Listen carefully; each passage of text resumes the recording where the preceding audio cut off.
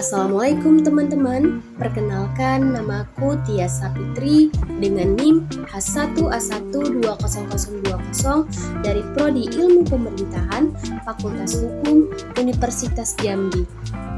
Baik teman-teman, di kesempatan kali ini aku akan menjelaskan tentang perkembangan tanggung jawab sosial perusahaan di Indonesia. Teman-teman ada yang tahu nggak sih?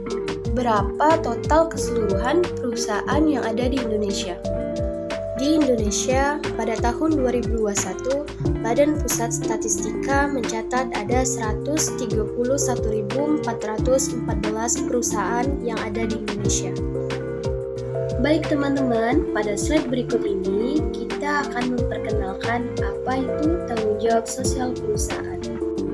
Tanggung jawab sosial perusahaan Corporate Social Responsibility atau CSR merupakan konsep di mana perusahaan mengakui bahwa mereka memiliki tanggung jawab moral dan sosial untuk memperhatikan dampak mereka pada masyarakat dan lingkungan. Konsep ini menyatakan bahwa perusahaan tidak hanya bertanggung jawab untuk mencapai tujuan keuangan mereka saja, akan tetapi juga harus mempertimbangkan kepentingan sosial, lingkungan, dan ekonomi yang lebih luas. Tanggung jawab sosial perusahaan mencakup berbagai isu, termasuk hak asasi manusia, lingkungan hidup, kesetaraan gender, kesehatan dan keselamatan kerja, keterlibatan masyarakat, dan banyak lagi. Dalam hal ini berarti bahwa perusahaan harus mempertimbangkan dampak mereka pada semua pemangku kepentingan, seperti karyawan, pelanggan, masyarakat, dan lingkungan. Kewajiban melaksanakan tanggung jawab sosial perusahaan telah diatur melalui Undang-Undang Nomor 40 Tahun 2007 Pasal 74 tentang Persero Terbatas JO Pasal 2, Peraturan Pemerintah Nomor 47 Tahun 2012 tentang Tanggung Jawab Sosial dan Lingkungan Persero Terbatas. Oleh sebab itu, setiap persero atau penanam modal diwajibkan untuk melakukan sebuah upaya pelaksanaan tanggung jawab perusahaan yang telah diselenggarakan dan diperhitungkan sebagai biaya persero. Beberapa faktor yang telah mempengaruhi perkembangan CSR antara lain: yang pertama, kesadaran publik. Masyarakat semakin sadar akan pentingnya tanggung jawab sosial perusahaan dan memperhatikan bagaimana perusahaan berperilaku. Kedua, regulasi pemerintah. Pemerintah di beberapa negara telah mewajibkan perusahaan untuk melaksanakan tanggung jawab sosial perusahaan mereka. Ketiga, tekanan dari investor. Investor semakin memperhatikan kinerja lingkungan, sosial, dan tata kelola perusahaan, environment, social, and governance, dan mempertimbangkan faktor ini dalam keputusan investasi mereka. Keempat, ada globalisasi. Globalisasi telah membuat perusahaan lebih terhubung dan tergantung pada masyarakat dan lingkungan di mana mereka beroperasi. Terakhir, teknologi. Teknologi telah memberikan akses yang lebih besar ke informasi tentang perilaku perusahaan dan memungkinkan masyarakat untuk lebih mudah mengakses informasi tentang perusahaan dan produk mereka. Fokus perhatian tanggung jawab sosial perusahaan. Perusahaan dalam menjalankan tanggung jawab sosialnya harus memfokuskan perhatiannya kepada 3 hal yang dikenal dengan istilah triple bottom lines, yaitu yang pertama ada laba atau profit. Perusahaan tetap harus berorientasi untuk mencari keuntungan ekonomi yang memungkinkan untuk terus beroperasi dan berkembang. Kedua, masyarakat, people. Perusahaan harus memiliki kepedulian terhadap kesejahteraan manusia.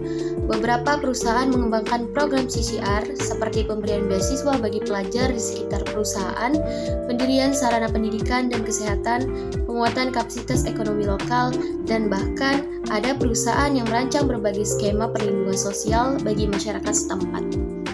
Terakhir, lingkungan, planet. Perusahaan peduli terhadap lingkungan hidup dan keberlanjutan keragaman hayati. Beberapa program CSR yang berpijak pada prinsip ini biasanya berupa penghijauan lingkungan hidup, penyediaan sarana air bersih, perbaikan kedai, dan pengembangan pariwisata. Perkembangan tanggung jawab sosial perusahaan di Indonesia. Di Indonesia, istilah CSR dikenal pada tahun 1980-an. namun semakin populer digunakan sejak tahun 1990-an. Sama seperti sejarah munculnya CCR di dunia, di mana istilah CCR muncul ketika kegiatan sebenarnya telah terjadi. Kegiatan CCR ini sebenarnya sudah dilakukan perusahaan di Indonesia bertahun-tahun lamanya. Namun, pada saat itu kegiatan CCR di Indonesia dikenal dengan nama CSA, Corporate Social Activity, atau aktivitas sosial perusahaan. Kegiatan CSA ini dapat dikatakan sama dengan CCR karena konsep dan pola pikir yang digunakan hampir sama. Layaknya CCR, CSA ini juga berusaha mempresentasikan bentuk peran serta dan kepedulian perusahaan terhadap aspek sosial dan lingkungan.